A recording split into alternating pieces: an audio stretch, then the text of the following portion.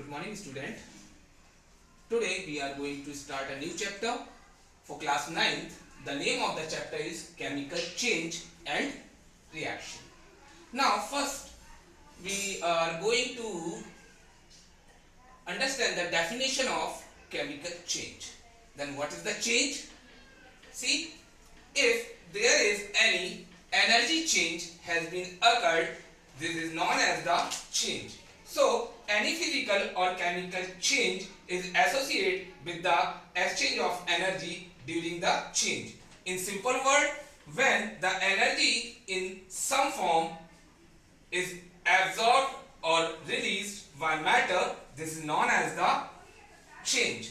There are two types of change has been occurred. Number one is physical change and number two is chemical change. When we talking about the physical change, then there is a student, one thing you have noticed, if physical change has been occurred, then there is no chemical composition change, there is only change in the color, odor, taste, boiling point, melting point and solubility you observed. When we talking about the chemical change, then there is a chemical composition has been changed with respect to color, odor and taste. The chemical change is include burning of the compound and reaction with acids or reaction with alkali, etc. You see in your book about the chemical change, the properties which involve a change in the chemical composition. That is, when chemical change has been occurred, there is a change in a chemical composition. That is, one compound is converted into the another compound when there is a chemical change has been occurred. If there is a physical change has been occurred, there is no new chemical compound is formed during the physical change. Now student, we study the physical change in detail. Start. So physical change is a change which is temporary and easily reversible change. The reversible change which occur in both the reversible reaction which carried in the both direction, that is forward direction and again backward direction. The forward direction is when you melt the ice into the water and ice and water freeze on the ice. This is the reversible reaction. But in the change of the ice to water and water to ice, there is no chemical composition has been changed. As you know that the chemical composition of the ice is the solid form of water, that is the composition form of the H2O, and when it will melt out, it converted into the liquid form of H2O, that is it is also a H2. There is only physical state has been changed, not chemical composition is changed. So student, there is only physical state has been changed in the physical change and it is a reversible and temporary. There is a two term which is underlinable, then it is a reversible or a temporary change. Now see the characteristic of physical change. The first characteristic of physical change, it is a change which is temporary and reversible. That is, physical change is always temporary and reversible. That is, when you change ice into the water and water into the ice, it is a reversible reaction and it is a temporary. That is for the short term. As you remove the ice from the refrigerator at the atmospheric temperature, then it will convert it into the water. When water is kept on the 0 degree Celsius, it is again converted into the ice. But there is no any chemical composition change. The other one characteristic of the physical change, only physical properties of the substance change, chemical composition remain unchanged. That is, physical state is changed,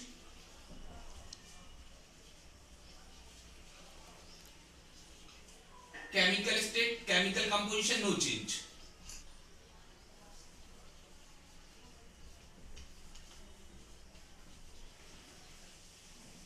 As you see in the example of A, there is a ice to water, water to vapor, vapor is again converted into the water by the condensation and this water again converted into the ice. there is only physical state has changed, no chemical composition of change. If you see ice, water and vapor, these all three are the different states of the water in which chemical composition is remain constant. That is the H2O, H2O, H2O. This is the solid form of water, liquid form of water and gaseous phases of water.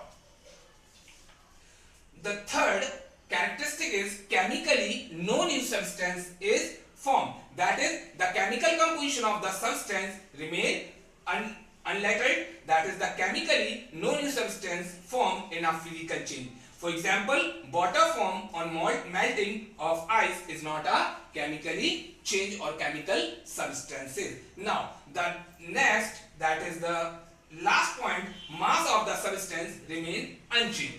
If you have 100 gram of ice on melting, it gives to the 100 gram of water. That is, there is no mass or there is no amount of substance has been changed when a physical change has been occurred. In this way, students, you can easily differentiate between the physical change and chemical change. There are few certain examples has been given in your book. First example, you see on page number 39, the dissolution of sugar in water. You see the experiment. There is a beaker in which the solid piece of the sugar has been taken and water is added. As you stir it properly and dissolve the sugar into the water, then you got the solution of the sugar. If you see, there is no chemical new compound has been formed. If you evaporate the amount of water, then you finally got the piece of sugar or piece of salt. In this way, you see there is no any chemical new compound has been formed or there is no any chemical change has been occurred. In this way, you can easily demonstrate the physical change. There is a new example for this, the magnetization of the nails. If you pass a horseshoe magnet near the nails, then these nails are temporarily magnetized and attract towards the magnet. As you remove the magnet, the nails are came into its initial state. The other example which are given in your book, the glowing of electric bulb, which is a physical change. There is no any chemical composition on glowing of the bulb. The heating of the zinc oxide, if you heat the zinc oxide, there is no new chemical compound has been observed. The sublimation of the iodine, what is the sublimation?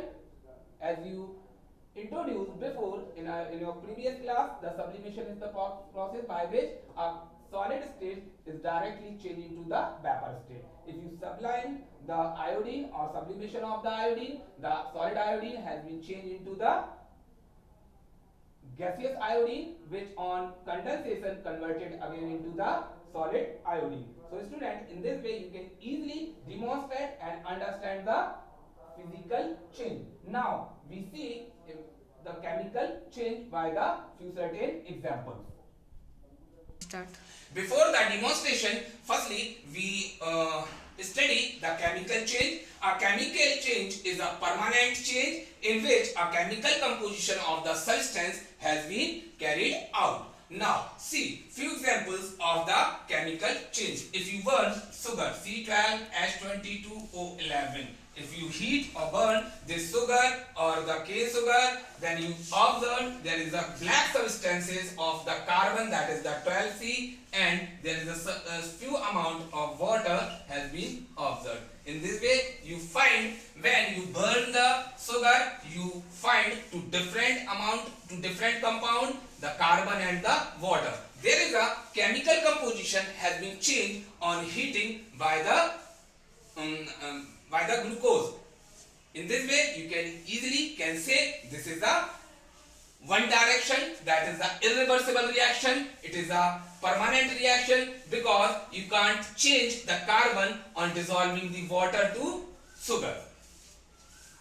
During this change, the chemical composition of the cane sugar change and two new substances, carbon and water, are formed. These substances has different chemical composition and possess different chemical properties as compared to those of the sugar. This change of is permanent, irreversible. Carbon and water cannot be changed back into the sugar just by reversing the condition, that is the heating or cooling. Moreover, the change involves an absorption of heat to form the heat. Thus, it is a chemical change. Now, this is the class for today by the physical change by the chemical change and reaction.